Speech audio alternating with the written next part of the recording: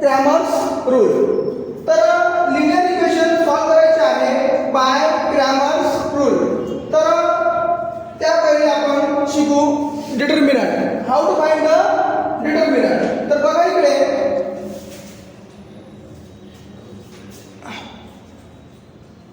ए B C D.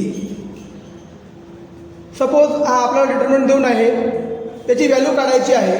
तर कशी काढायची? तर बघा त्याचं काय करायचं, क्रॉस मल्टिप्लिकेशन करायचं. ए इंटू डी मायनस, मतलब काय घ्यायचं मायनस, आणि सी इंटू बी मीन्स बी सी. अशा प्रकारे हा डिटर्मिनंटचा फॉर्म्युला आहे. तर 10 स्टँडर्डमध्ये 2/2 राहील determinant means 2 row and 2 column. तर अशा प्रकारे होईल A into D minus B into C. तर यावरती आपण काही एक्झाम्पल सॉल्व करून बघूया. तर फर्स्ट एक्झाम्पल आहे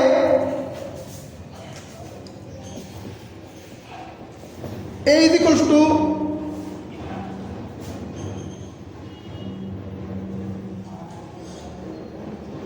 फाईव्ह 3 7 9. आता बघा आपल्याला ए इज इक्वल टू हे डिटर्मिनंट देऊन आहे 5 3 7 9. आता आपल्याला याची व्हॅल्यू काढायची आहे. तर बघा इकडे 5 इंटू 9 काय करायचं, 5 into 9 minus 3 into 7 3 into 7 5 9चा 45 minus 3 into 7 7 3चा 21. So 45 minus 21 किती होणार, 5 मायनस 1 4 अँड 4 मायनस 2 2 24.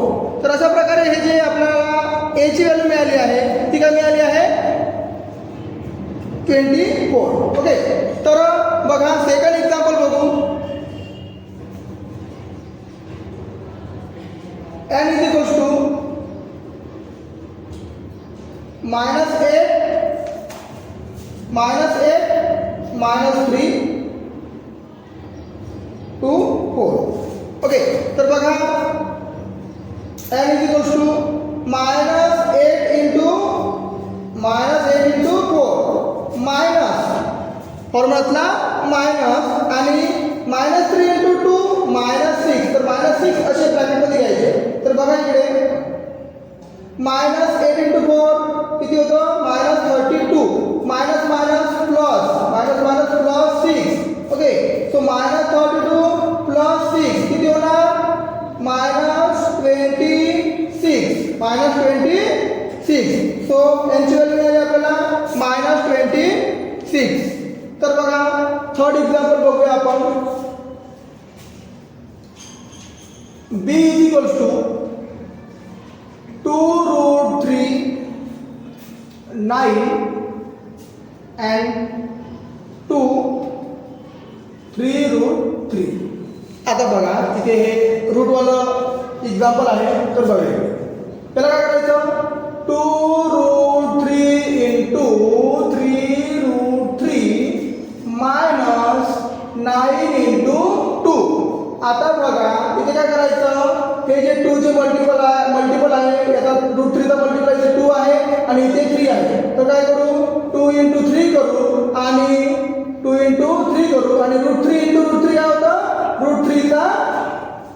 √3चा स्क्वेअर. अशा प्रकारे होणार आणि 9 2 चा 18. आता बघा 3 2 चा 6 आणि √3चा स्क्वेअर होतो 3 मायनस 18. 6 3 चा 18 मायनस 18. तर डिटर्मिनंट मिळाला आपल्याला 0. सो बी ची व्हॅल्यू काय मिळाली आपल्याला 0. तर अशा प्रकारे आपल्याला काय केलं आहे, आपण काय केलं आहे डिटर्मिनंट सॉल्व केलेले आहे. अशा प्रकारे डिटर्मिनंट सॉल्व करायचे आहे. ओके.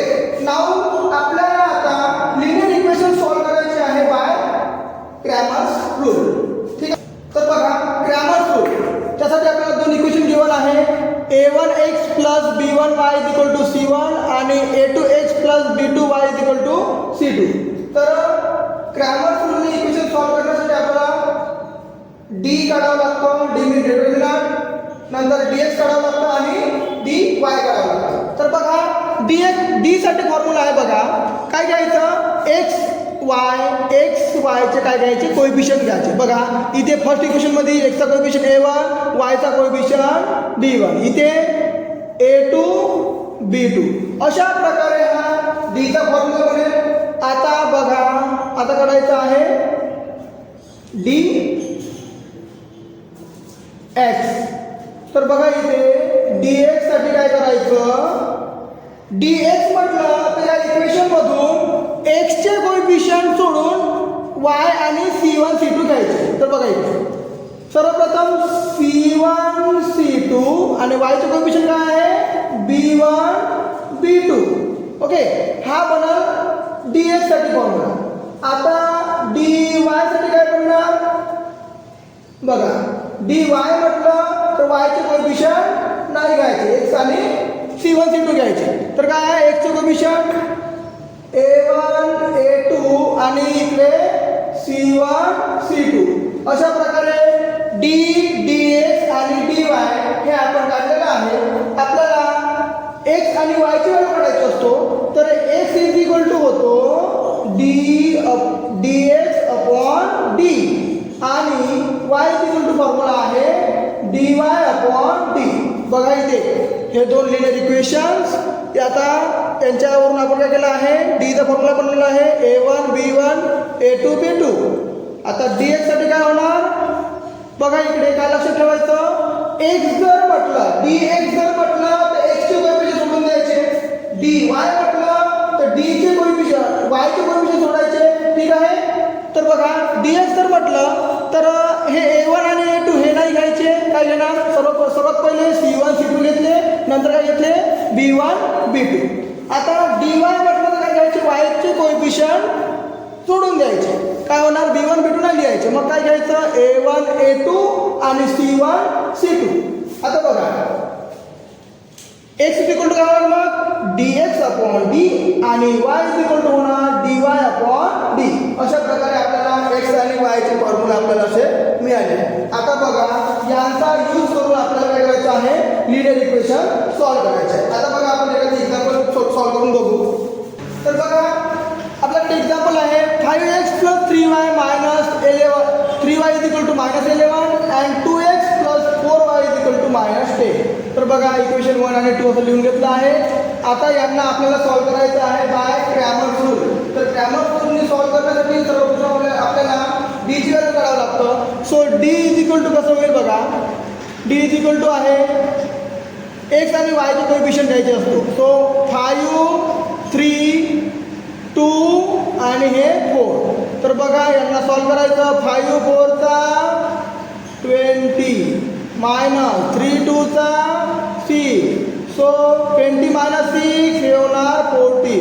सो d ची व्हॅल्यू आपल्याला मिळाली आहे 40. आता बघा आपल्याला काढायचं आहे dx. सो dx काढण्यासाठी काय घ्यायचं पहिले हे C1 C2 घ्यायचं मीन्स -11 -10 आणि नंतर घ्यायचं y चे कोएफिशियंट. x चे नाही घ्यायचे y चे x असल्यामुळे x चे नाही घ्यायचे y चे घ्यायचे. सो 3 4 तर बघा इकडे 11 4 चा 11 चौक 44 -44. आता -44 -3 10 चा 30 -10 असल्यामुळे -30. ओके सो -44 -30 होणार आणि -44 30 इथे काय राहणार -40. So dx is equal to मिळाला आपल्याला -40. आता आपण dy काढूया. So dy is equal to होणार dy इज इक्वल टू काय घ्यायचं मग बघा y चे कोएफिशियंट नाही घ्यायचे. सर्वप्रथम आपण x चे कोएफिशियंट घ्यायचे 5 आणि 2. काय घ्यायचे 5 2 x चे कोएफिशियंट आणि नंतर घ्यायचे C1 C2 मीन्स -11 and -10. काय होणार बघा dy is equal to 5 into -10 काय होणार -50 मायनस and -11 into 2 काय होणार -22. ओके सो -50 प्लस 22 आणि -50 प्लस 22 होतं -28. अशा प्रकारे आपल्याला dy ची व्हॅल्यू मिळाली. d आहे 14 dx आहे -4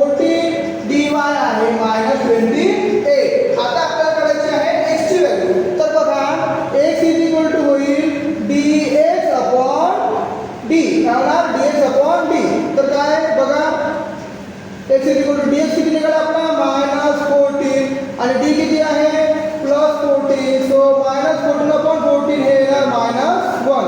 so x is equal to मिळालं आपल्याला -1. Okay, now y is equal to काय फॉर्म्युला आहे dy/d.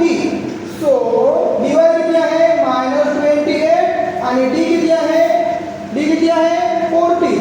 So y is equal to येणार -28/14 किती होणार -2. So x is equal to मिळाले आपल्याला -1 आणि y इज इक्वल टू मिळाले आपल्याला -2. This is the required solution of the given linear equation. तर अशा प्रकारे आपण हे जे लिनियर इक्वेशन गिवन आहे त्यांना आपण बाय ग्रामर रूल सॉल्व्ह केलेलं आहे. ओके, नाव आता आपण बघणार आहोत प्रॅक्टिस सेट 1.3. तर बघा आता प्रॅक्टिस सेट 1.3 क्वेश्चन 1 आहे fill in the blanks with correct number. आता हे ऍक्टिव्हिटी देऊन आपल्याला याला सॉल्व्ह करायचे आहे. बघा डिटर्मिनंट सॉल्व्ह करायचा आहे. तर बघा 3, 2, 4, 5 हा डिटर्मिनंट आहे. तर बघा काय होणार 3 × 5 हे 3 देऊन आहे. या बॉक्समध्ये काय येणार × 5 मी किती येणार 5.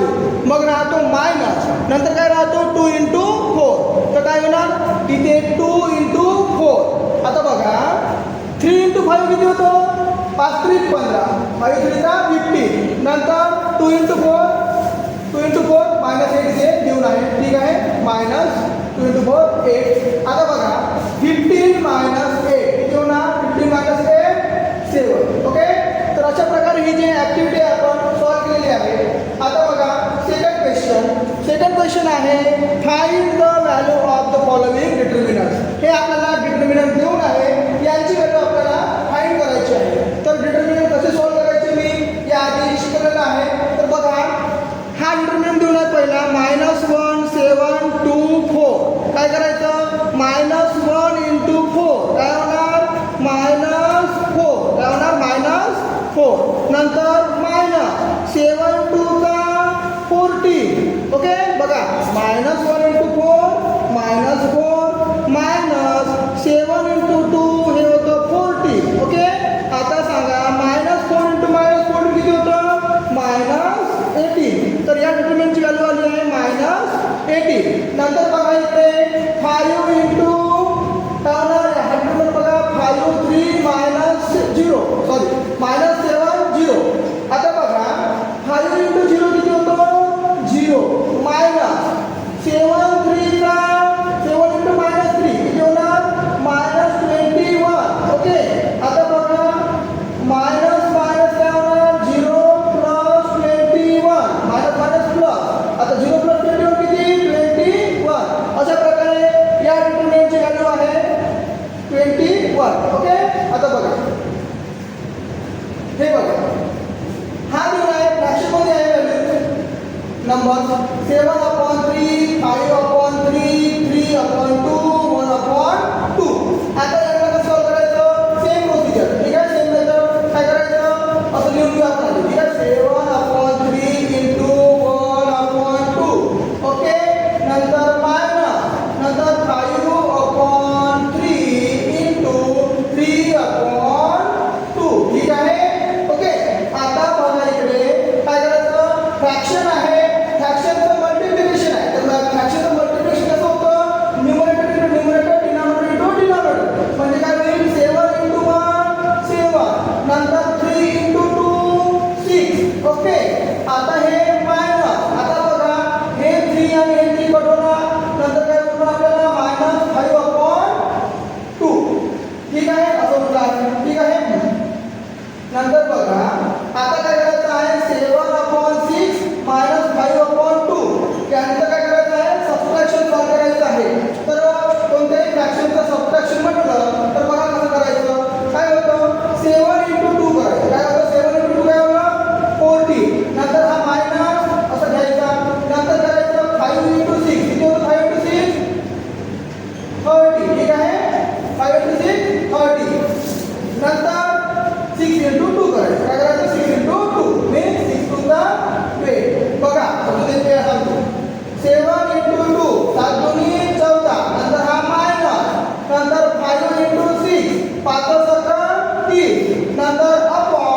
डिनॉमिनेटर मल्टिप्लाय करतो 6 into 2 12 ओके आता बघा इकडे 14 minus 30 किती होतं 14 minus 30 काय होतं 16 किती 14 minus 30 केला आहे तर minus 30 असल्यामुळे इथं होणार minus 60 आणि upon 12 तर आता या दोघांना किती ना डिवाइड करायचं 4 ने तर बघा -4 16 divided by 4 किती होणार -4 आणि इथे 3 -4 upon 3 अशा प्रकारे आपण याचं डिटर्मिनंट काढलेलं आहे ओके आता बघा क्वेश्चन 3 आता बघा question 3 solve the simultaneous equation by Cramer's rule आता बघा दोन इक्वेशन गिवन आहे 3x 4y 10 इक्वेशन 1 आणि सेकंड इक्वेशन आहे 4x 3y 5 याला सॉल्व करायचं आहे बाय क्रॅमर्स रूल तर क्रॅमर्स रूल सॉल्व करण्यासाठी सर्वात पहिले आपल्याला d ची व्हॅल्यू काढावी लागेल तर बघा इकडे d कसं काढायचं काय घ्यायचं कोएफिशियंट ऑफ x आणि y मीन्स 3 4 इकडे -4 3 आता बघा यांना कसं सॉल्व करायचं 3 into 3 किती होतं 9 -4 into 4 किती -4 into 4 -16 ओके आता बघा मायनस होतो प्लस आणि हे 16 सो 9 plus 16 किती होणार 25 ठीक आहे तर d इक्वल टू काय मिळालं आपल्याला 25 आता बघा आता काय काढायचं dy काढायचं okay so dy equal to काय घ्यायचं सॉरी dx सर्वात पहिले dx काढू dx इक्वल टू कसं मग dx काढण्यासाठी आपण पहिले c1 c2 हे घ्यायचे मीन्स 10 5 आणि y चे कोएफिशियंट घ्यायचे म्हणजे -4 आणि 3 ठीक आहे तर 10 3 चा किती होतं 30 -4 into 5 किती होतं किती 20 -4 into 5 -20 so 30 minus plus 20 so 30 plus 20 किती होणार 50 so dx is equal to किती 50 ठीक आहे ओके नंतर dy is equal to कसं घ्यायचं कोएफिशियंट ऑफ x आणि c1 c2 म्हणजे x चे कोएफिशियंट 3 4 ओके आणि c1 c2 10 आणि 5 बघा यांना कसं करायचं 3 5 चा 50 मायनस 10 4 चा 40 ओके 10 4 चा 40 ठीक आहे सो 50 minus 40 किती होतं